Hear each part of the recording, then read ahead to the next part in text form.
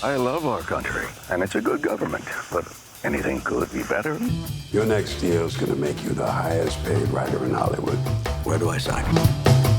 Are you not, or have you ever been a member of the Communist Party? Many questions can be answered yes or no only by a moron or a slave. No studio will ever employ a member of the Communist Party. Decent Americans feel that Hollywood is just a haven for overpaid traders. Buddy, I got nothing to say to you. we do what everyone says we can't. We write. Are you out of your mind? Well, I think for me it was the depth of it, the range of it. Many people have heard of the Hollywood 10, and then some people have heard that there were actually 19 men subpoenaed, and only 10 were summoned, but initially. But it went well beyond that. Writers and directors and actors and even producers. Then it went in outside of Hollywood. It went into colleges and the military, and it was just a massive hunt to a snipe hunt, really, because they didn't know what they were looking for and they didn't find anything. So it was an unfortunate period.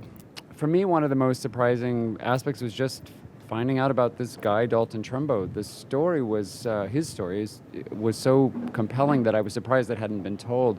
And one of the unique parts of it is that rather than just succumb to this bizarre fear-based persecution, he just kept writing. And how much writing he did during that period is amazing. 13 years, and he wrote dozens and dozens of screenplays under pseudonyms and assumed names, and then wins 2 Academy Awards and writes Spartacus. I was like, and he's, an enemy of the state the whole time. So that was a very compelling part of it.